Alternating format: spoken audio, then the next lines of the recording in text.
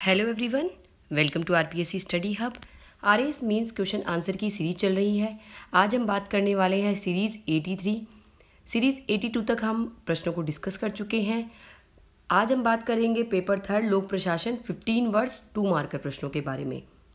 Okay, अभी अपनी जो क्वेश्चन आंसर की सीरीज़ है वो लोक प्रशासन से रिलेटेड चल रही है। आगे और भी सब्जेक्ट से रिलेटेड हम स्टार्ट करेंगे। एक बार लोक प्रशासन के काफ़ी प्रश्न हम डिस्कस कर ले, उसके बाद दूसरे सब्जेक्ट को भी हम लेंगे। ओके, तो आइए स्टार्ट करते हैं आज के पहले प्रश्न को। पहला प्रश्न है पद सोपान का पीटर नियम। पद सोपान का पीटर नियम, तो ये पीटर, जैसा कि आप नाम से देख सकते हैं, पीटर किसने दिया होगा? पीटर, यानी कि नाम क्या होगा? पीटर। तो आपको याद आ जाएगा कि लॉरेंस जे पीटर व रेमंड्स द्वारा प्रतिपादित है। ये किसके द्वारा प्रतिपादित है? लॉरेंस जे पीटर और रेमंड। ठीक है, ये मिसप्रिंट हो गया। यह पद सोपान के दोषों की विवेचना करता है। ये नियम क्या बोलता है कि पद सोपान में क्या क्या दोष है उसके बारे में बताता है, यानी पद सोपान की आलोचना करता है, ऐसे भी मान सकते हैं। यथा सृजनशीलता का हास, लाल फीताशाही। एग्जाम्पल दे देंगे, जैसे सृजनशीलता का हास, लाल फीताशाही। तो शॉर्ट में लिखना था, 2 वर्ड्स में लिखना था, तो अपन ने इस तरह से लिखा। और इसी को अगर हमें एक्सपेंड करना हो, 50 वर्ड्स में लिखना हो, तो आपको दोष बताने पड़ेंगे, क्या क्या दोष हैं। ठीक है, फिर एक लाइन में जो है संतुष्टि के लिए आपको उत्तर भी देना पड़ेगा। तो क्वेश्चन की प्रकृति के अनुसार हमें उत्तर देना है। यहाँ पर पॉइंट टू पॉइंट हमें लिखना है। नेक्स्ट है लोक प्रशासन का कानूनी उपागम। लोक प्रशासन का कानूनी उपागम। लोक प्रशासन का कानूनी उपागम बोले तो यह लोक प्रशासन के कानूनी व संवैधानिक प्रकृति पर ध्यान देता है, जो विभिन्न प्रशासनिक कार्यों, संगठनों की विधिक स्थिति को प्रभावित करते हैं। ये क्या करता है? लोक प्रशासन के जो भी कानूनी है या संवैधानिक प्रकृति है उस पर जोर देता है और विभिन्न प्रशासनिक कार्यों, संगठनों की विधिक स्थिति को प्रभावित करते हैं। और वो भी कौन सी टाइप के? जो प्रशासनिक कार्यों और संगठन की जो वैधानिक स्थिति है, विधिक स्थिति है, उसको प्रभावित करते हैं, उन पर अधिक जोर देता है। तो ये हो गया कानूनी उपागम। फिर नेक्स्ट है पीस रेट सिस्टम।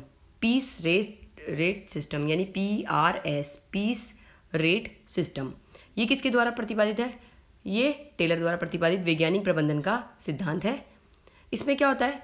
मजदूरी दर प्रति घंटे के आधार पर न होकर प्रति इकाई के आधार पर निर्धारित की गई है। यानी मजदूरी की दर जो होगी वो घंटे के आधार पर नहीं होगी, बल्कि किसके आधार पर होगी? प्रति इकाई के आधार पर। औसत माप तक उत्पादन करने वाले श्रमिक की तुलना में औसत से अधिक उत्पादन करने वाले श्रमिक की मजदूरी दर अधिक रखी गई है। यानी अगर औसत माप तक कोई उत्पादन कर रहा है, तो अगर उस श्रमिक की तुलना अगर हम औसत से अधिक उत्पादन करने वाले से करेंगे, तो ऑब्वियस सी बात है कि औसत से अधिक उत्पादन करेगा, उसकी मजदूरी ज़्यादा ही होगी। तो इसमें ये बात कही गई है। 2 मार्कर प्रश्न। नेक्स्ट है साइमन के निर्णय निर्माण प्रक्रिया के स्तर। साइमन के निर्णय निर्माण प्रक्रिया के स्तर क्या क्या हैं? तो 3 स्तर जो है उसके बारे में हम बात करेंगे। फर्स्ट है अन्वेषण विधि, फिर है प्रारूपण विधि, फिर तीसरी है चयन विधि। अगर इंग्लिश में हम देखें तो intelligence, design and choice. Intelligence, design and choice, अन्वेषण, प्रारूपण और चयन। तो सबसे पहले हम बात करें अन्वेषण विधि की, तो विषय के प्रति पर्यावरण से जानकारी एकत्रित करना। सबसे पहले अगर मानव निर्णय निर्माण करना है, तो कोई भी विषय जो भी आपके दिमाग में आ रहा है, जिसके बारे में हम निर्णय निर्माण प्रक्रिया करने वाले हैं, तो उसमें पहला इस तरह आ जाता है कि विषय के प्रति पर्यावरण से रिलेटेड जितनी भी जानकारी है उसको इकट्ठा करना। ठीक है, यानी हम बात करें कि विषय के प्रति क्या है, विषय का बेसिक अगर हम देखें तो उसकी जानकारी एकत्रित करना। फिर है प्रारूपण विधि, निर्णय निर्माण हेतु मानदंड का निर्धारण करना। अब उसके बारे में अगर हमने निर्णय कर लिया है, विषय के प्रति जानकारी भी जुटा ली है, फिर हम देखेंगे कि इसके लिए हम क्या क्या नॉर्म्स यानी मानदंड क्या क्या बनाए हैं हम, तो उसका निर्धारण हम करेंगे। फिर है चयन, चॉइस, मानदंड के अनुसार जो हमने मानदंड बनाए हैं प्रारूपण विधि के लिए, उसके अकॉर्डिंग हम क्या करेंगे? विभिन्न निर्णयों में से सबसे बेस्ट निर्णय, सबसे अच्छा निर्णय जो है उसका हम निर्धारण कर लेंगे।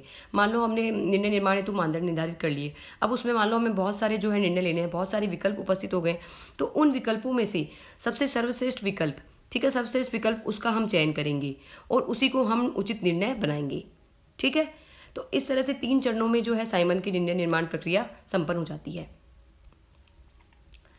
नेक्स्ट है नवलोक प्रबंधन के आधार। यहाँ पर हम बात कर रहे हैं ओनली 15 वर्ड्स यानी 2 मार्कर प्रश्नों के बारे में। तो टू द पॉइंट बात होगी, शॉर्ट एंड संक्षिप्त में। ठीक है, तो नवलोक प्रबंधन क्या है? नवलोक प्रबंधन के आधार पूछ रहा है तो आपको इसका अर्थ नहीं बताना है कि नवलोक प्रबंधन क्या होता है, डायरेक्ट आप आधार बताइए। कई लोग क्या करते हैं, नवलोक प्रबंधन के आधार पूछ रहा है तो पहले परिभाषा लिखेंगे, तो आपकी शब्द सीमा कितनी ज़्यादा हो जाएगी। तो शब्द सीमा का उल्लंघन भी ना हो और उत्तर जो सटीक भी बैठे, उसका हमें हमेशा ध्यान रखना है। तो नवलोक प्रबंधन के आधार जो है वो क्या क्या हो गए। तो अब 10 पॉइंट्स मैं यहाँ पे बता रही हूँ, अगर इससे ज़्यादा पॉइंट्स भी आपको याद है तो आप और भी लिख सकते हैं। आप यहाँ पे ऐसे डायग्राम बना के भी ऐसे ऐसे करके भी ये उत्तर दे सकते हैं, 10 पॉइंट्स ऐसे लिख के, ठीक है। इस तरह से जैसे आपकी मर्जी हो वैसा आप ब्लॉक डायग्राम बना सकते हैं, या फिर कई लोग ऐसे बना के भी लिखते हैं 10 पॉइंट्स को, ठीक है। तो इट्स अपॉन यू कि आप किस तरह से ये उत्तर देंगे, ओके। तो देख लेते हैं आधार क्या है। उत्प्रेरक सरकार, समुदाय उन्मुखी सरकार, लक्ष्य उन्मुखी सरकार, एक समयो उन्मुखी भी होती है, प्रतिस्पर्धी सरकार होती है, विकेंद्रित सरकार होती है, उपभोक्ता उन्मुखी सरकार होती है, उद्यमी सरकार, आनुभाविक सरकार, परिणामों उन्मुखी, ग्राहकों उन्मुखी, बाजारों उन्मुखी। तो इस तरह से बहुत सारे पॉइंट्स जो है आप ऐड कर सकते हैं। मैंने यहाँ पे 10 पॉइंट्स बताए हैं, ओके। आप इसमें और भी ऐड कर सकते हैं जितने भी आपको याद है। तो आप इस तरह से 10, 11, 15 जो भी पॉइंट्स आपको याद है वो बना के लिख सकते हैं, या फिर डायग्राम बना के, जैसा कि मैंने पहले भी बताया, ओके। नेक्स्ट प्रश्न पर चलते हैं। नेक्स्ट है हमारा योगदान संतुष्टि संतुलन सिद्धांत। अब आपको ये जितने भी सिद्धांत है ना लोक प्रशासन में, वो आपको ध्यान रखना है कि किसने क्या दिया है, क्योंकि जब तक आप ये नहीं लिखेंगे किसने क्या दिया है तो आपके चांसेस होते हैं कि मार्क्स कट जाएं। ये तो आपको याद हो जाएगा कि योगदान संतुष्टि संतुलन है, एक सिद्धांत है क्या, लेकिन किसने दिया है ये भी आपको ध्यान रखना है। तो ये किसने दिया है, बर्नार्ड द्वारा प्रतिपादित है योगदान संतुष्टि संतुलन सिद्धांत। अब इस सिद्धांत में क्या है, यह संगठन को एक सहकारी व्यवस्था मानता है। कुछ कीवर्ड्स होते हैं उनको ध्यान रखना है। योगदान संतुष्टि संतुलन सिद्धांत क्या है, सहकारी व्यवस्था, जिसमें क्या होता है, सहयोग व्यक्ति को सहयोग की तुलना में अधिक प्रतिफल प्राप्त, यहाँ पे प्राप्त होने पर संगठन का अस्तित्व रहता है। सहकारी किस तरह से, कि सहयोग व्यक्ति को सहयोग की तुलना में अधिक प्रतिफल प्राप्त होता है। कोई भी व्यक्ति जो सहयोगी व्यक्ति होता है तो जब वो किसी को सहयोग करता है तो उसको अधिक प्रतिफल प्राप्त होता है। तो इससे क्या होता है, संगठन का अस्तित्व भी बना रहता है, और इसे ही हम क्या बोलेंगे, योगदान संतुष्टि संतुलन सिद्धांत, ओके। अगर हम इसे डायग्राम से देखें तो डायग्राम में इस तरह से होगा, मान लो एक व्यक्ति है, ठीक है, उसका योगदान जो है वो किसी संगठन के है, तो उसका प्रतिफल जो है उस व्यक्ति को कभी ना कभी जरूर मिलता है। तो इस तरह से आप जो है डायग्राम भी एक शो कर आ सकते हैं एग्जाम में। 2 मार्कर प्रश्नों में भी कर सकते हैं, 5 मार्कर में भी कर सकते हैं। साइड में छोटा सा बना देंगे, ठीक है, कोई ज़्यादा बिग डील नहीं है। नेक्स्ट है लोक प्रशासन में फोकस व लोकस। लोक प्रशासन में फोकस व लोकस, ये क्या है, ये किसके द्वारा दिया गया है, ये दिया गया है गोलम्बिस्की के द्वारा दिया गया है सिद्धांत। इसमें क्या है, लोकस को हम क्या बोलेंगे, लोक प्रशासन का क्षेत्र निर्धारण। लोकस में हम क्या करते हैं, लोक प्रशासन का क्षेत्र क्या क्या है उसका कंप्लीट रूप से निर्धारण किया जाता है। फोकस में हम लोक प्रशासन के जो अध्ययन बिंदु होते हैं उन पर फोकस, यानी लोकस लोक प्रशासन का क्षेत्र, फोकस यानी अध्ययन बिंदु। तो ये आपको ध्यान रहेगा, ठीक है। अब इसको आप थोड़ा एक लाइन में और भी डिस्क्राइब कर सकते हैं, ओके। नेक्स्ट है विकास प्रशासन की विशेषताएं लिखिए। विकास प्रशासन की विशेषताएं लिखनी है, 2 मार्कर प्रश्न है ये, ध्यान रखिए। ये प्रश्न जो है 2, 5 और 10 तीनों कैटेगरी में पूछा जा सकता है। जो 2 और 5 में तो हो सकता है कि सेम ही पूछ ले, लेकिन 10 मार्कर जो प्रश्न होगा उसमें विश्लेषण करने को कहेगा, फिर विशेषताएं सीमाएं सब पूछ सकता है एक साथ। तो विशेषताएं सीमाएं आपको सब ध्यान रखनी है। यहाँ पर है विकास प्रशासन की विशेषताओं की हम बात करें तो उसी की बात हम कर लेते हैं। फर्स्ट है कार्योन्मुखी और परिवर्तनोन्मुखी, ओके। विकास प्रक्रिया में नियोजित परिवर्तनों को स्थापित करता है। विकास प्रक्रिया में जितने भी नियोजित परिवर्तन होते हैं उनको स्थापित ये करता है। योजना व कार्यक्रमों की प्रकृति विकासात्मक होती है। योजना और कार्यक्रमों की प्रकृति कैसी होती है, विकासात्मक। नवाचार उन्मुखी होता है, इनोवेशन करने वाला, नए नए नवाचार करने वाला। प्रशासनिक कुशलता व प्रशासनिक विकास को ये डेवलप करता है। प्रशासनिक कुशलता भी लाता है, प्रशासनिक विकास भी ये करता है। तो इस तरह से हमने यहाँ पे 5 पॉइंट्स लिखे। 2 मार्कर प्रश्नों में इतने जो है पॉइंट्स काफ़ी है। अगर ये 5 मार्क्स में पूछता है तो आप और पॉइंट्स ऐड ऑन कर सकते हैं। आई होप ये सीरीज़ आपको पसंद आ रही होगी।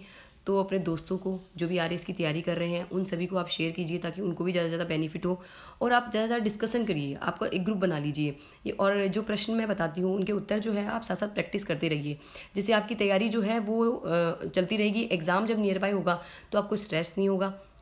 तो एग्ज़ाम जब तक कई लोग क्या होता है वेट करते हैं कि हाँ नोटिफिकेशन आएगा, हाँ तैयारी करेंगे, ऐसा नहीं है। आरएस का सिलेबस बहुत बड़ा है, जो तैयारी कर रहे हैं उन सबको पता है कि एक दिन में तैयारी नहीं हो सकती है, एक महीने में भी नहीं हो सकती है, साल 2 साल लग जाते हैं सिलेबस को कंप्लीट करने में। तो आप अभी से तैयारी शुरू कर दीजिए, चाहे न्यू कमर्स हो चाहे पुराने स्टूडेंट्स हो, सभी के लिए ये एडवाइस है मेरी कि आप तैयारी जो है शुरू कर दीजिए। आंसर राइटिंग करिए अभी मेंस के लिए, मेंस की प्रिपरेशन के लिए ये बेस्ट टाइम है, क्योंकि जैसे ही नोटिफिकेशन आ जाएगा तो हमें प्री की तैयारी करनी पड़ती है। तो ये बेस्ट टाइम है कि आप मेंस की तैयारी जो है अच्छे से अच्छे करिए, खूब लिखिए daily. Okay, thank you for watching this video.